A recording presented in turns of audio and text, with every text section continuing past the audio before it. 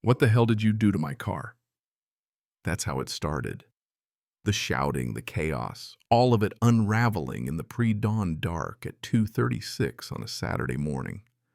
I was right there in my living room, clutching cold coffee, watching my iPad with 4 different camera angles lighting up my screen, just waiting honestly for this exact moment to finally arrive. See, it had been 6 weeks. 6 weeks of Derek Castellano's black Tesla blocking my driveway. 6 weeks of his mother Brenda using her shiny HOA presidency like a shield to cover every single thing he did. And 6 weeks of watching every official channel let me down. So when he came stomping out there for the 24th time, I just sipped my coffee and grinned. Now, if you're just tuning in, comment below where you're watching from. This story really kicks off one early Thursday morning, 5:42 a.m., when that familiar hum of an electric motor cut through the quiet and woke me up. From the upstairs window, I could see that driveway Judith and I poured 2 springs ago, smooth, perfect, glowing under the streetlights, like a promise you want to keep. Then Derek's Tesla, black and glossy, rolled in and parked dead center, blocking my garage. Not even a moment's hesitation. I pressed my palm against the glass, counted backward in my head. 9 times, just in 3 weeks, he'd done this. 9 times, my private property had turned into Derek's personal parking lot. Sun wasn't even up, but the sky was already glowing amber. I could smell warm rubber from the concrete, hear that faint bass thumping from inside his car, like the whole thing was just another party for him. Derek, 26. Living with his mother after his latest tech venture tanked. He just strolled out of his car phone pressed to his ear, laughing vape pen, trailing chemical sweetness behind him, not even glancing my way. He blocked my only exit, didn't care, just walked off as if he owned everything he could see. I waited up there for 45 minutes, watching the sky turn from gold to pale blue, my coffee going stone cold. At 6:30, he finally showed up, hopped in, drove off, no wave, no apology, just gone. But the damage lingered. Judith always used to say a clean driveway reflected a clean mind, that the boundary between your space and the chaos outside mattered more than folks realized. She'd be out there Sundays with a pressure washer, not to impress anyone, but to keep the line clear, remind us what was ours. I wandered down Boots, scuffing over where Derek's tires had just been. Still warm, small black streaks on our good gray concrete. I thought about Judith's hands mixing that concrete the way she'd laughed when I griped about the price her gone now 18 months cancer. This driveway, last thing we built together. So yeah, it wasn't about parking anymore. Meadowbrook Heights, 47 houses, perfect lawns, mailboxes that had to be the right shade of beige, and an HOA that policed everything. 30 years I'd lived there, raised my daughter Claire, paid off the mortgage, thought I'd found quiet. But 3 years ago, Brenda Castellano, the queen of the aggressive blonde bob and wraparound sunglasses, took over the HOA. Last year, she fined me $150 because my mailbox was 2 shades off the color chart. I paid because I knew fight Brenda, and she'll make you pay one way or another. She ran that board like her own kingdom. Derek, back from his failed startup, acted like the rules didn't apply. He drove Brenda's Tesla everywhere, parked wherever he liked, left trash on people's lawns. And every single time Brenda had his back, community spirit, she'd say, "Don't be so rigid." So the 9th time Derek parked in my driveway, I walked right over, knocked on their door. Brenda opened up in yoga pants, wine in hand, all fake cheer. "Oh, Mr. Gallagher, what can I do for you?" "I kept it even. Your son's blocking my driveway. Can you ask him to move it?" She didn't blink. "He's busy. Besides, your driveway doesn't have a gate." "Easy mistake." "It's not a mistake after 9 times, I said. She laughed, cold, dismissive. "You're exaggerating. We're all neighbors. Share the space. Don't be so possessive. It's my property. It's on the deed." Her smile turned hard. Maybe if you weren't so uptight, people would be more considerate. And just like that door closed in my face. Back home, I just stood in the dark, staring at those taillights, knowing nothing was going to change if I didn't do something. I sent a polite email next day, explained the driveway was private, even offered a rental link for parking. 3 days later, Derek replied, "Relax, bro. It's fine," with a laughing emoji. That's when I started documenting everything. The next HOA meeting, I stood up and called out Derek's repeated trespassing. Brenda didn't even look up. The HOA doesn't mediate personal disputes. Install a gate if you want. When my neighbor, Mrs. Kowalski, asked why Brenda's son got a pass, Brenda just said Derek made an honest mistake.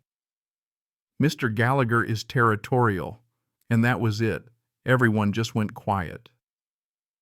Mr. Valdez, the only decent board member, gave me a tiny shake of his head. "Not worth it, you'll lose." Meeting adjourned, people hurried out. Mrs. Kowalski squeezed my shoulder, told me Brenda had everyone scared. Judith's words echoed in my mind that night about clean boundaries, about how letting little things slide invites chaos.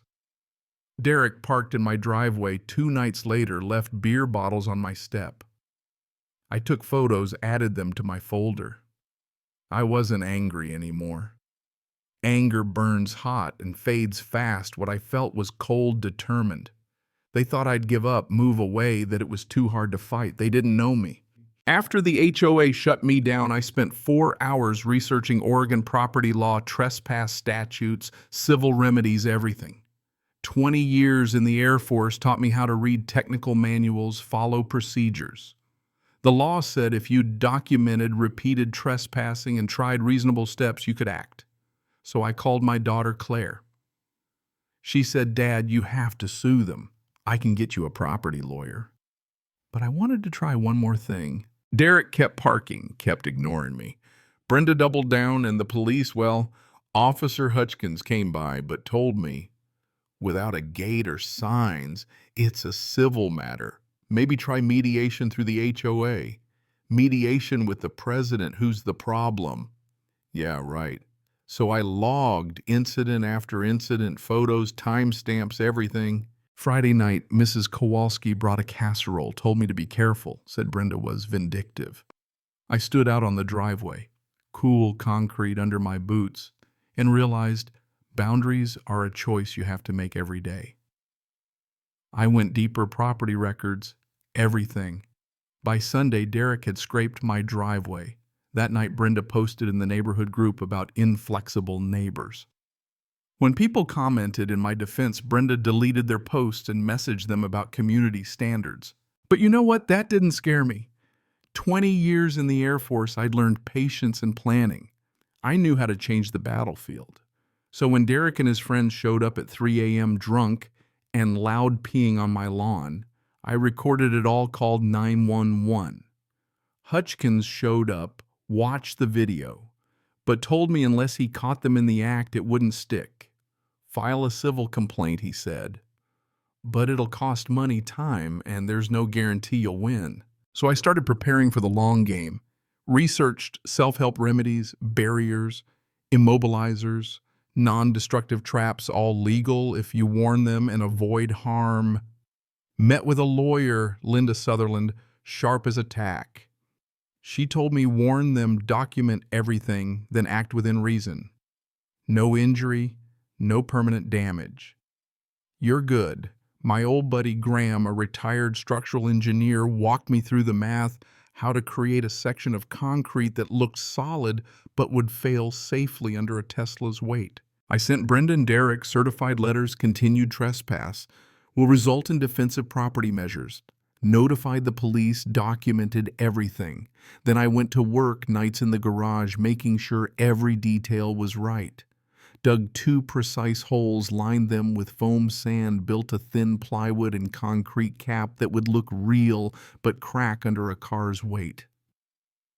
Thursday night, I waited in the dark, cameras rolling, everything recorded, not nervous at all. Saturday morning, 2:36 a.m. Derek's Tesla rolled in right on cue. The front tires hit my patches. The concrete cracked car nosedived into the holes, rear wheels up, front axle buried. Derek jumped out screaming. Brenda ran across the street in her robe, wild-haired, yelling at me.